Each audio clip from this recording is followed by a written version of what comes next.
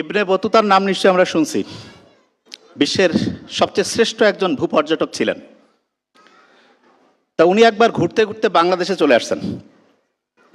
আসার পরে শাহজালাল ইয়ামানের রহমাতুল্লাহের যে দরবার শরীফ, সেখানে উনি আসলেন। আসার পরে উনি দেখেন যে শাহজালাল রহমাতুল্লাহ এবং তার চতুর্দিকে ৩৬০ জন সাগরেদ মানে শিষ্য বসে আছেন।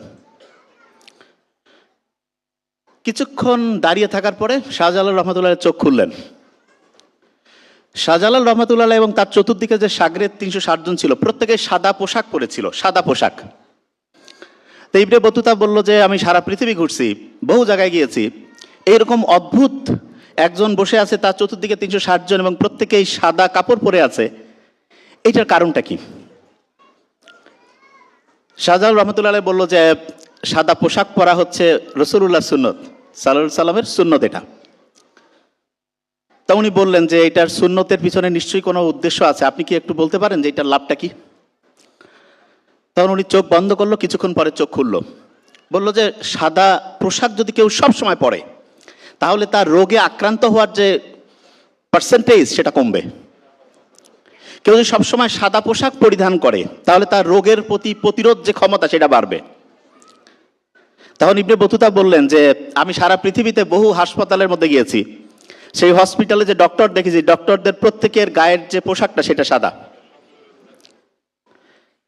সেখানে যে নার্স থাকে, সেবিকা, তাদের যে পরনের যে পোশাক সেটা সাদা। মেডিকেলের মধ্যে, হাসপাতালের মধ্যে যে বেড থাকে, সেই বেডের যে শীটটা সেটা সাদা। তখন উনি বলল যে সারা পৃথিবী আসলে মুহাম্মদ সাল্লাল্লাহু আলাইহি ওয়াসাল্লামের যে সুন্নত, সেটার যে শ্রেষ্ঠত্ব, সেটা বুঝে হোক না বুঝে হোক অটোমেটেড স্বীকার করে নিয়েছে। একটা ছোট কাজ করতে হবে। আমাদের দুইটা হাত আছে না, আমি কিন্তু ধরি, কিন্তু প্রত্যেককে আমি ধরবো, হ্যাঁ, মানে যারা পিছনে আছেন, আমাদের দুইটা হাতের দুইটা আলাদা কাজ আছে। আমরা যখন কোনো কিছু পরবো, পরার সময় আমরা বাম হাত যেটা রয়েছে, বাম হাত পরার সময় এই বাম হাতটা মুষ্টি করে ধরে রাখবো যে কোনো জিনিস পরার সময়। এমনকি আমরা যখন কোনো বক্তব্য শুনবো, তখন হচ্ছে বাম হাতটা এরকম করে মুষ্টি করে ধরে রাখবো। লাভটা কি এখনই আমি বলতেছি। বাম হাত যখন আমরা মুষ্টি করে ধরে রাখি, তখন আমাদের ব্রেইনের যে ডান পাশটা আছে না, এটা অ্যাক্টিভ হয়, এবং একটা জিনিস শুনলে পরে ওইটা মনে রাখার যে বক্স, সেই বক্সে সেটা ভালোভাবে হচ্ছে রিজার্ভ হয়। আমি যতক্ষণ হচ্ছে যে বলবো, ইনশাআল্লাহ প্রত্যেকে এই ছোট্ট কাজটা করতে হবে। প্রত্যেকে একটু প্লিজ বাম হাতটা এরকম করে ধরি তো, মুষ্টি করে। আচ্ছা, ধরে রাখবো। আমি আলোচনার মাঝখানে মাঝখানে একটু করে হচ্ছে আবার ধরবো, যখন তখন হচ্ছে রিভিশন করব। রিভিশন দেওয়ার সময় বাম হাতটা খুলে ডান হাতটা মুষ্টি করে ধরবো। তার মানে একটা স্টুডেন্ট যখন কোনো কিছু পড়বে, নতুন একটা চ্যাপ্টার শুরু করলো, তখন কোন হাতটা মুষ্টি করে ধরবে? কোন হাত? বাম। Very fine. যখন একটা চ্যাপ্টার পড়া হয়ে গেল, তারপরে রিভিশন দেবে, রিভিশন দেওয়ার সময় কোন হাত? ডান। আমি ধরবো, কিন্তু এটা খুব ইম্পর্টেন্ট। আচ্ছা, এটা একটা বুদ্ধি শিখাই দেই। আমাদের ডানের ইংলিশ কি রাইট না লেফট? রাইট। Very fine. তাহলে রিভিশনের প্রথম বর্ণটা কি? আর। রাইট এবং লেফটের মধ্যে কোনটার প্রথম বর্ণ আর? রাইট। তার মানে রিভিশন দেওয়ার সময় কোন হাতটা ধরবো? কোন হাত? রাইট। আচ্ছা, আরেকটা ছোট্ট কাজ করবো। সেটা কি? ছোট্ট বাচ্চারা তো লেখালেখি করে, পড়ার চাইতে লেখার দাম বেশি, পড়ার চাইতে লেখার দামটা বেশি। কি কারণে? আমরা যখন কোনো কিছু লিখি, তখন ব্রেইনের একটা সিস্টেম আছে যার নাম হচ্ছে রেটিকুলার অ্যাক্টিভেটিং সিস্টেম। এটা অন হয়ে যায়। কি নাম? রেটিকুলার অ্যাক্টিভেটিং সিস্টেম অন হয়ে যায়। এটা হইলে হয় কি, পড়াটা সহজেই শর্ট টার্ম থেকে লং টার্ম যে মেমোরি সেন্টার আছে সেখানে রিজার্ভ হয়। আমি আবার ধরবো কিন্তু। আচ্ছা, আমরা যখন রিভিশন দিব, কোন হাতটা মুষ্টি করে ধরবো? রিভিশন। ও ভেরি নাইস। কোন হাত? রাইট। যখন আমরা কোনো নতুন পড়া পড়বো, তখন কোন হাত? হ্যাঁ, বাম হাত। Very fine. আচ্ছা, এবার একটা জিনিস বলি। আমরা যখন কোনো কিছু লিখবো, লেখার সময় আর দিয়ে নাম রেটিকুলার অ্যাক্টিভেটিং সিস্টেম, এটা অন হয়ে যায়। রেটিকুলার অ্যাক্টিভেটিং সিস্টেম কি হয়ে যায়? অন হয়ে যায়। লেখার সময় এখন থেকে প্রত্যেক স্টুডেন্টকে বলবো, অনেকেই বলে যে আমি লিখি, খেয়াল থাকে না। লেখার সময় একটা বিশেষ কালার আছে, যেই রং দিয়ে যদি কেউ লেখে, তাহলে তার পড়াটা সহজেই রিজার্ভ হবে। সেই রং হচ্ছে নীল রং। কোন রং? কোন রং? যে কোনো শিক্ষার্থী যা কিছু লিখবে জীবনে, সারা জীবন, সারাটা জীবন সে চেষ্টা করবে নীল কালার দিয়ে লিখতে। কোন কালার? নীল কালার। কোম্পানির যে কলম আছে বিক্রি বেড়ে যাবে যে নীল কালার। আচ্ছা, কি কারণে? অনেকের মাথায় প্রশ্ন আসতে পারে যে এটা কারণটা কি। আমাদের ব্রেইনের মধ্যে রঙের প্রতি পছন্দ অপছন্দের সেন্টার আছে। আমাদের যে ব্রেইনটা আছে সে পছন্দ করে নীল রঙকে। কোন রঙকে? নীল রং। তাহলে আমি যখন একটা পড়া লিখবো তখন কোন কালার দিয়ে লিখবো? নীল কালার দিয়ে। নীল কালার দিয়ে যদি লিখি পড়াটা কি সহজে ব্রেইনে রিজার্ভ হবে না হারায় যাবে? হ্যাঁ, সহজে রিজার্ভ হবে। রিজার্ভ যত সহজে হবে তত পড়াটা আমি শর্ট টার্ম থেকে লং টার্মে রাখতে পারবো, পড়া অসাধারণভাবে মুখস্থ হতে থাকবে। আমাদের ব্রেইনটা, এই যে ব্রেইনের মধ্যে একটা কিন্তু ব্রেক আছে, ব্রেক। আমরা যেমন গাড়ি চালাই, গাড়ির মধ্যে ব্রেক আছে না? ব্রেইনের মধ্যে ব্রেক আছে। এবং এই ব্রেইনের ব্রেকের একটা স্পেশাল নাম আছে, নামটা হচ্ছে প্রিফ্রন্টাল কর্টেক্স। কি নাম? আচ্ছা, একটু নামটা বোধহয় কঠিন হয়ে গেল, সহজ করে বলি। প্রিফ্রন্টাল, আচ্ছা সহজ করে বলি, ফ্রন্টাল কর্টেক্স। কি নাম? একটু কঠিন হয়ে গেছে ছোট বাচ্চাদের জন্য। তার মানে সামনের দিকে একটা, ধরা যাক যে একটা বক্স আছে, সেটা হচ্ছে মাথার ব্রেইনের ব্রেক। বেশিরভাগ জন যে দেখা যায় ছোট্ট বাচ্চারা যে আছে তাদের ব্রেইনের যে ব্রেকটা সেটা নষ্ট হয়ে গেছে। যে ভাই এটা কি বলেন? হ্যাঁ,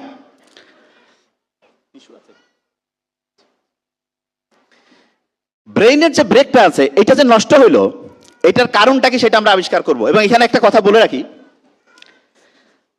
আমি যত জায়গায় বক্তব্য দিতে গিয়েছি আজকে আমার ভালো লাগতেছে এই কারণে যে এমন একটা প্রতিষ্ঠানে আসছি যে প্রতিষ্ঠানের বাবা যেই রকম সফল, সন্তান ওনার সাফল্যকে ছাড়াই যাবে।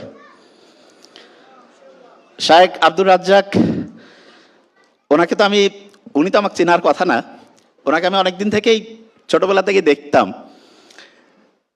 এবং উনি যে কতটা সফল সেটার নিদর্শন হচ্ছে আব্দুল্লাহ। একজন বাবা আসলে কতটা ভালোভাবে সন্তানকে মানুষ করছে সেটার নিদর্শন কিন্তু সন্তানের ক্যারেক্টার, সন্তানের বড় হওয়া দেখলে আমরা বুঝতে পারি।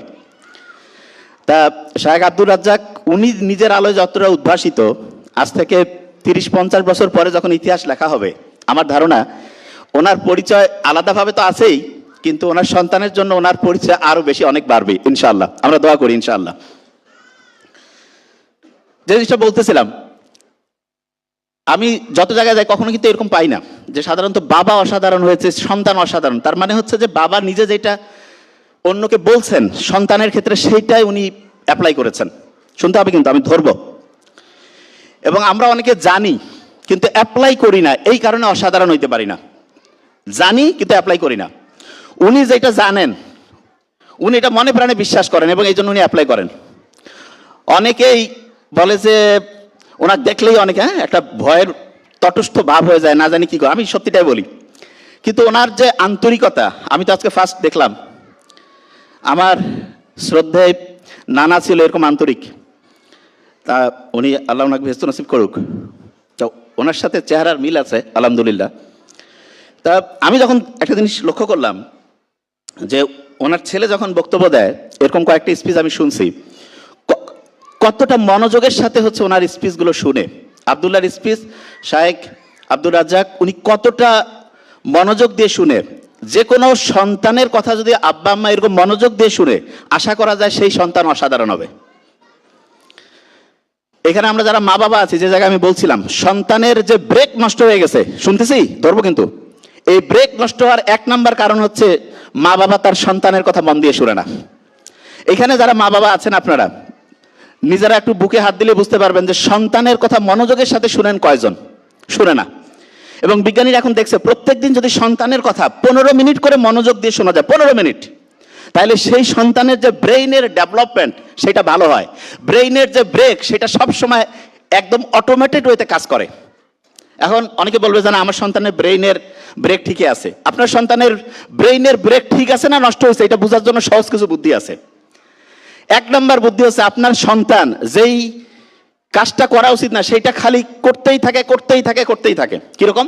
যেমন ধরা যাক একটা জেদ উঠছে যে আমাকে এটা দাও, আপনি বলতেছেন না এটা দেওয়া যাবে না, ও বলছে না দিতেই হবে দিতেই হবে দিতেই হবে, বারবার সেই রকম করতেছে। তাহলে বুঝতে হবে এই কথা যে আপনার সন্তানের ব্রেইনের যে ব্রেক, সেই ব্রেক ফেল হয়ে গেছে। এবং এই ব্রেক ফেল হওয়ার প্রথম যে কারণ সেটা কি, সেটা হচ্ছে আপনি আপনার সন্তানের কথা মনোযোগ দিয়ে শুনেন নাই। কিছুদিন আগে একটা কাগজ পেয়েছিলাম, আমাদের ডক্টর নাবিল একাডেমিতে আসছে, আমাকে দিল যে স্যার এই কাগজটা একটু দেখেন তো। সেই কাগজের মধ্যে লেখা, বাচ্চা বলতেছে যে আমি যদি এরপরে কোনোদিন পৃথিবীতে আসি তাহলে আমার ইচ্ছা যে আমি মোবাইল হব। বাচ্চা বলতেছে, ছোট্ট হয়তো 12-13 বছরের বাচ্চা। কি কারণে?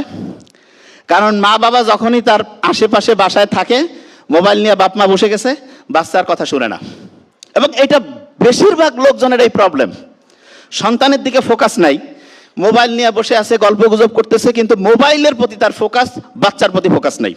এবং এইটা হচ্ছে বাচ্চার ব্রেইনের যে ব্রেক, এইটা নষ্ট হওয়ার নাম্বার 1 কারণ। তাহলে আপনার ব্রেইন, আপনার বাচ্চার যে ব্রেইন, সেটা যদি আপনি নষ্ট করতে না চান, তাহলে আপনার মোবাইল হাতে দিবেন নাকি মনোযোগ দিয়ে তার সাথে কথা বলবেন, কোনটা করবেন? হ্যাঁ, মনোযোগ দিয়ে তার কথা শুনতে হবে, এটা নাম্বার 1।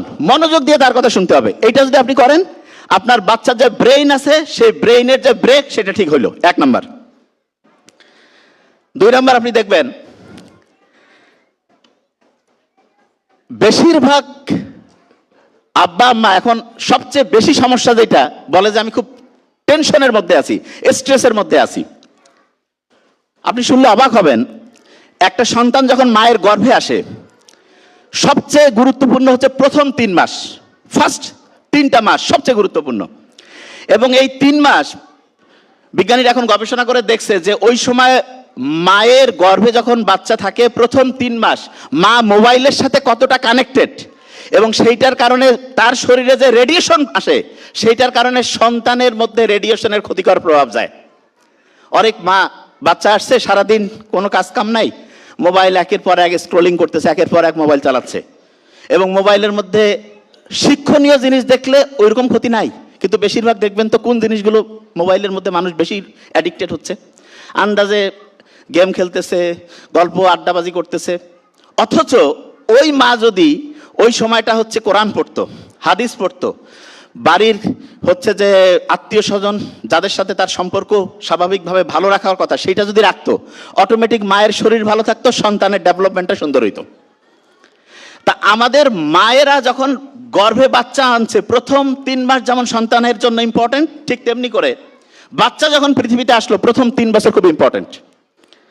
আমি ওনার একটা প্যারেন্টিংয়ের মাস্টার ক্লাস সম্ভবত একটা দেখছিলাম, উনি ওখানে বলছে যে প্রথম ওনার যখন বাচ্চা আসলো, সম্ভবত ওনাদের টুইন নাকি এরকম, ঠিকই শুনছি তাহলে, তা বললো যে 2টা বাচ্চাকে নিয়ে বাসা করছে, কিন্তু ওইখানেও যেতে পারছি না, টাকা এমনিতে দিতে হইলো। দেখা গেল যে নানা নানিরা অনেক সাপোর্ট দিয়েছে, তা বাচ্চাই একটাকে ধরে রাখি, আরেকটা ঘুমায়, আরেকটা উঠে যায়, এই রুম থেকে ওই রুমে দৌড়াদৌড়ি, এরকম ব্যাপার। তা বাচ্চার সাথে মায়ের কানেকশন, বাবার কানেকশন প্রথম 3 বছর খুব ইম্পর্টেন্ট। তবে এখানে মাথায় রাখতে হবে, মায়ের সাথে কিন্তু 1 নাম্বার। আমরা বলি না মাদার টাং, ফাদার টাং তো বলি না, মাতৃভাষার ইংলিশ কি বলি, মাদার টাং না ফাদার টাং? হ্যাঁ, মাদার টাং। তার মানে মায়ের সাথে সম্পর্কটা আত্মিক, এবং মায়ের কাছ থেকে বৈশিষ্ট্যগুলো সন্তানের মধ্যে বেশি যাবে, বাবার কাছ থেকে আসবে, তবে মায়ের কাছ থেকে সবচেয়ে বেশি যাবে। এই জন্য বাচ্চার প্রথম 3 বছর তার সাথে সবসময় কানেক্টেড থাকতে হবে, এবং তখন দেখা যাবে যে বাচ্চার যে ব্রেইনের যে ডেভেলপমেন্টটা, সেটা অসাধারণ হবে। যে জায়গায় আমি ছিলাম, ব্রেইন একটা ব্রেক আছে, তাইলে এই ব্রেকটা নষ্ট হয় মন দিয়ে যদি মা বাবার সাথে সন্তানের এই যে কথাবার্তাটা না হয়, তখন ব্রেইনটা নষ্ট হয়ে যায়। দ্বিতীয় আরেকটা জিনিস আছে যেটা শুনলে একটু অবাক হব, ব্রেইনের জন্য সবচেয়ে দরকার হচ্ছে ন্যাচারাল, প্রাকৃতিক যে আলো আছে, এটা সবচেয়ে দরকার। এটা একটু মন দিয়ে শুনতে হবে। আমি শুনলাম এসে যে শায়েখ আব্দুর রাজ্জাক, উনি হচ্ছে রাজশাহীতে বেশি থাকে এবং খুবই ভালো। ঢাকা শহর খারাপ ভালো এটা নিয়ে বলে অনেকে আবার মেজাজ গরম হয়ে যায়, হ্যাঁ ঢাকা খালি খারাপ, কিন্তু আপনাকে বুঝতে হবে কোনটা ভালো কোনটা খারাপ, আপনি নিজে ডিসিশন নেন, মিলায় নেন, এক এক করে মিলায় নেন। আপনার সন্তানের ব্রেইনের জন্য সবচেয়ে দরকার যে জিনিসটা, সেটা হচ্ছে সূর্যের যে আলো, ন্যাচারাল। এবং মাঠের মধ্যে বাচ্চাকে নিয়ে আপনি হাঁটবেন, বাচ্চার ব্রেইনের জন্য ডেভেলপমেন্টাল যে কোয়ালিটিটা, এটা অসাধারণ হবে।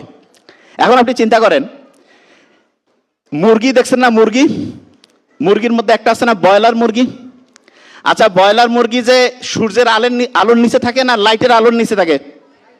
হ্যাঁ, লাইটের আলো। আচ্ছা, আমাদের এই যে ঢাকা শহরে যে ফ্ল্যাট বাড়িগুলো আছে, এগুলোতে সূর্যের আলো বেশি আসে নাকি এই যে ন্যাচারাল আলোর চাইতে এই যে আর্টিফিশিয়াল যে লাইট, কোনটা বেশি আছে? লাইটের আলো বেশি নাকি সূর্যের আলো বেশি? আমাদের যে এই যে ফ্ল্যাটগুলো কি সূর্যের আলো বেশি ঢুকে নাকি লাইটের, মানে এই যে এমনিতে যে ইলেকট্রিক বাল্ব, কোনটা বেশি? এই যে ইলেকট্রিক যে বাল্ব সেটা ঢুকে। এখন আপনি চিন্তা করেন, গ্রামে যে বাচ্চাটা আছে সে মাঠে ঘুরে বেড়াচ্ছে, সে ন্যাচারাল আলোর মধ্যে আছে, তার ব্রেইনের যেরকম বিকাশ হবে, এই যে শহরের যে ফ্ল্যাট বাড়িতে যেখানে ন্যাচারাল এনভায়রনমেন্ট নাই, সেইখানে যে হচ্ছে যে এই যে কৃত্রিম আলোর মধ্যে যে বাচ্চা 24 ঘন্টা আছে, তার অবস্থার কি দেশি মুরগির মতো হবে না ব্রয়লার মুরগি? ব্রয়লার মুরগি। আপনি নিজে একটু মিলান তো। তাহলে আপনি যে এই যে ফ্ল্যাট বাড়ির মধ্যে যেখানে ন্যাচারাল এনভায়রনমেন্ট নাই, সেইখানে যে আপনার বাচ্চাকে বড় করতেছেন, এটা কি আপনি দেশি মুরগির মতো করে পালন করতেছেন না ব্রয়লার মুরগি? হ্যাঁ, ব্রয়লার মুরগি। আচ্ছা, এখানে যারা আছেন, একটু জাস্ট খালি আমি একটু জানার জন্য, শায়েককে করতে হবে না, জাস্ট আমি জানার জন্য, যারা মোটামুটি এখন সফল হয়েছে, বেশিরভাগ লোক কি গ্রাম থেকে আসছে না শহর থেকে? হ্যাঁ, গ্রাম থেকে। বেশিরভাগ 80% গ্রাম থেকে। এই লোকগুলো গ্রাম থেকে সফল হওয়ার পরে এনারা চিন্তা করতেছে যে না, আমাদের ছেলে মেয়েকে আমরা গ্রামে রাখলে সফল হবে না। চিন্তার মধ্যেই তো সমস্যা। আপনি নিজে কিভাবে সফল হয়েছেন আপনার নিজেরটা দেখেন। আপনি নিজে সফল হইলেন গ্রামে থেকে, আপনি তারপরে চিন্তা করতেছেন যে না, আমার এরপরে সফল হইতে গেলে আমার বাচ্চা কাচ্চাকে শহরে রাখতে হবে। এই ভুল ধারণা থেকে বেরো আসতে হবে।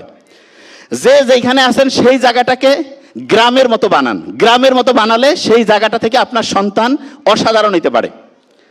যে জায়গায় আমি ছিলাম, সন্তানের জন্য সবচেয়ে ইম্পর্টেন্ট হচ্ছে সানলাইট, সূর্যের আলো।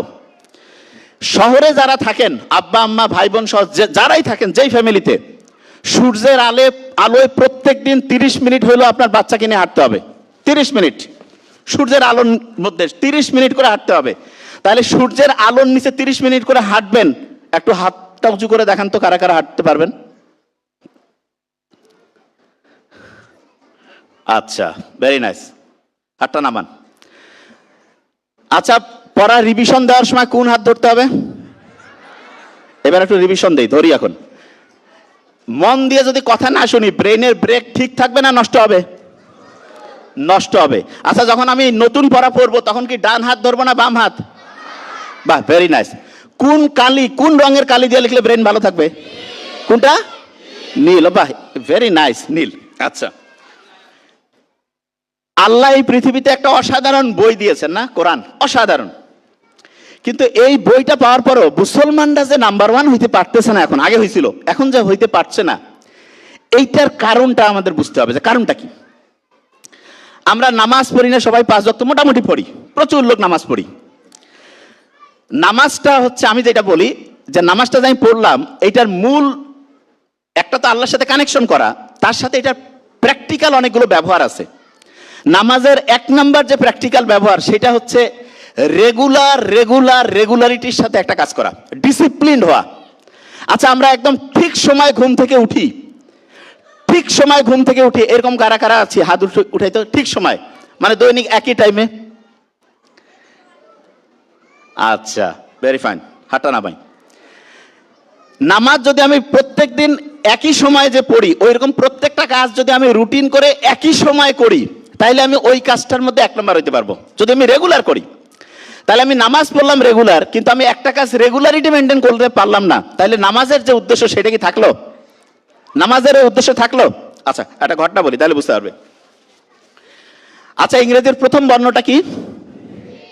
2 নম্বর বর্ণটা কি? বি। 2 নম্বর বর্ণ বি।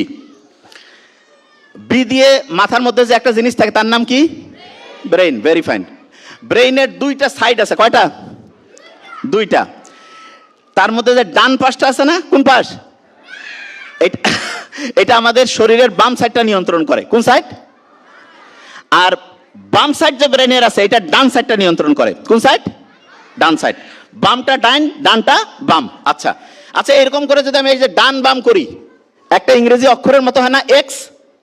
কিসের মতো হয়? এক্স। আমাদের যে মায়েরা আছে, মেয়েরা আছে, তাদের এক্স এক্স 2টা ক্রোমোজোম থাকে। কয়টা ক্রোমোজোম? এক্স এক্স 2টা ক্রোমোজোম। আর বাবারা যারা আছে, ছেলেরা, তাদের 2টা ক্রোমোজোম থাকে এক্স ওয়াই। X Y. শুনলে অবাক হব, ছেলেদের যে ওয়াই ক্রোমোজোম আছে ওয়াই, এইটার মধ্যে প্রায় 1450টা জিন ছিল। কতটা? মানে মোহাম্মদ সাল্লাল্লাহু আলাইহি ওয়াসাল্লাম যাওয়ার প্রায় 1450 বছর, এরকম 1450টা জিন ছিল, সহজ করে বলি। এখন মাত্র 45-50টা জিন আছে, মাত্র 45-50টা। তার মানে ছেলেদের যে জিনগুলো আছে আস্তে আস্তে আস্তে আস্তে ধ্বংস হচ্ছে। মেয়েদের যে জিনগুলো মোটামুটি ঠিকই আছে। এবং ইন্টারেস্টিং জিনিস, এই পৃথিবীতে যতগুলো দেশ আছে, এই দেশগুলোর মধ্যে 2-4টা দেশ বাদে সব দেশে মেয়েদের গড়ায়ু বেশি। মেয়েদের গড়ায়ুটা কি বেশি? আচ্ছা, অনেকের মাথায় একটা প্রশ্ন, মেয়েদের গড়ায়ু কেন বেশি? মেয়েদের যে 2টা ক্রোমোসোম আছে না, এক্স এক্স, এই 2টা ক্রোমোসোম একটা যদি বিপদে পড়ে তার পাশেরটা তাকে হেল্প করে, তাকে সাহায্য করে।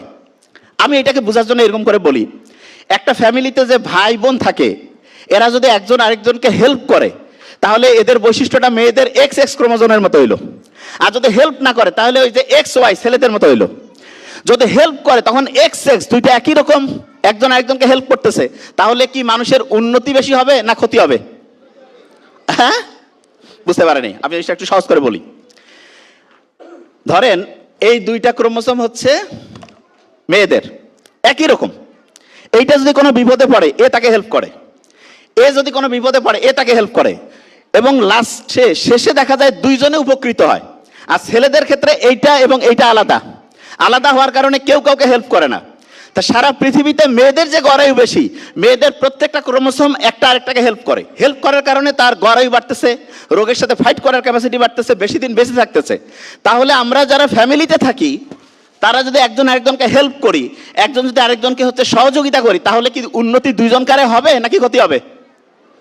হ্যাঁ, উন্নতি। তাহলে উন্নতি যদি দুইজনকার আমরা করতে চাই, তা হ্যাঁ, তাহলে কি হেল্পিং করতে যদি আমরা চাই, তাহলে আমাদের সামনের দিকে যদি যাইতে চাই, তাহলে কি পারস্পরিক সহযোগিতা লাগবে নাকি সহযোগিতা থেকে বেড়ে আসবো? হ্যাঁ, আচ্ছা, তাহলে আমরা একদম শেষের দিকে কয়েক মিনিটের মধ্যে কয়েকটা সাজেশন জাস্ট দ্রুত আমরা নোট ডাউন করব। বাচ্চাদের যাতে ব্রেনটা ভালো থাকে এই কারণে একটা মিক্সড খাবার খাবো আমরা। সেই খাবারটা কি? টক দই আছে না, টক দই, টক দইয়ের সাথে একটু মধু দিয়ে দিব। টক দই এবং মধু অল্প, 2টা মিক্সড করে যদি আমরা খাই, তাহলে আমাদের ব্রেইনের যে ব্রেকটা ছিল না, প্রিফ্রন্টাল কর্টেক্স, এবং তার সাথে আরেকটা জিনিস আছে হিপ্পোক্যাম্পাস, এই 2টা খুব ভালোভাবে কাজ করবে, প্রিফ্রন্টাল কর্টেক্স এবং হিপ্পোক্যাম্পাস। তাহলে প্রত্যেক দিন একটা কাজ করব, টক দই এবং তার সাথে একটু হচ্ছে যে মধু দিয়ে খাবো, এটা 1 নাম্বার। লাউ কারা কারা খান? লাউ, লাউ, আচ্ছা। ব্রেইনের জন্য ওই খাবারটা ভালো যেই খাবারটা সহজে হজম হয়, হজম হবে যেই খাবারটা সহজে, সেই খাবারটা ব্রেনের জন্য ভালো। সারা পৃথিবীতে যতগুলো সুপার ফুড আছে, মানে খুব শক্তিশালী, তার মধ্যে একটা হচ্ছে লাউ। প্রত্যেক দিন আপনার বাচ্চাকে ব্রেইন যদি ঠিক রাখতে চান, তাহলে রেগুলার প্রত্যেক দিন চেষ্টা করবেন একটু হলেও লাউ রাখতে, লাউ রেগুলার। এবং লাউ যদি খায় তাহলে হবে কি, খাবার হজম হবে ঠিকভাবে এবং ব্রেইনের যে অ্যাক্টিভিটি সেটা ভালো থাকবে। তাহলে শেষ একদম, বাচ্চাদেরকে এখন ধরবো, কোন রঙের কালি দিয়ে লিখলে সবচেয়ে ভালো হয়? নীল। রিভিশন দেওয়ার সময় কোন হাত? রাইট। নতুন কিছু পড়ার সময় বাচ্চার কথা যদি মন দিয়ে শুনি, তাহলে ব্রেন কি ঠিক থাকবে না নষ্ট হবে? যদি সব দিকে উন্নতি করতে চাই, সব দিকে, তাহলে কি হেল্প করতে হবে নাকি হেল্প করা যাবে না? হেল্প করতে হবে। আর মায়েরা মোবাইল ব্যবহারের ক্ষেত্রে প্রথম 3 মাস, মায়ের গর্ভে যখন বাচ্চা আসে, প্রথম 3 বছর যখন বাচ্চা পৃথিবীতে আসলো, এবং প্রত্যেক দিনের প্রথম 3 ঘন্টা খুব সাবধান, এইটা যদি মেনটেন করেন, আশা করা যায় অসাধারণ বাচ্চা হবে, ফিউচার অন্যরকম সুন্দর হবে। Thank you so much. আসসালামু আলাইকুম।